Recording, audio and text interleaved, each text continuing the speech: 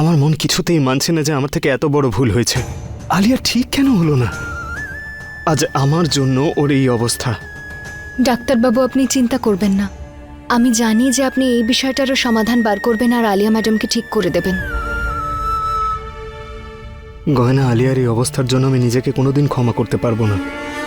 না ডাক্তারবাবু, আপনি এরকম বলবেন না।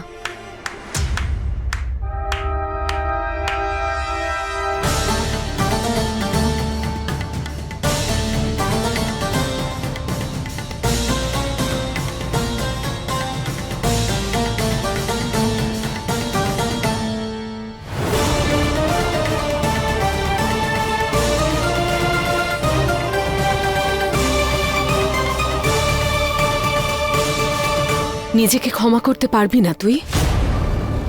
তুই ভেবে দেখেছিস যে কাকে তোর ক্ষমা করা উচিত নয়?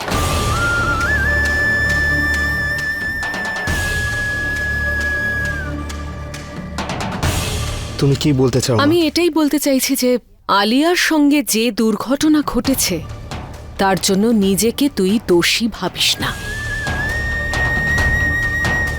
ক্ষমা তো এই মেয়েটার চাওয়া উচিত যার জন্য এই দুর্ঘটনা ঘটেছে।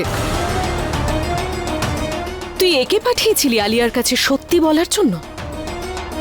তার বদলে এই মেয়েটা আলিয়ার জীবনে দুর্ঘটনা ঘটিয়ে ফেলে।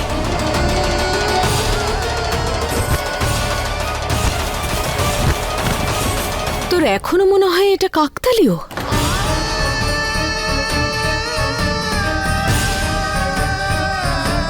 মা, আমি সত্যি বলছি, আমি এমন কিচ্ছু করিনি। আর আমার মনে আছে যে আমি কিসার বন্ধ করে। আর একটাও কথা বলবি না।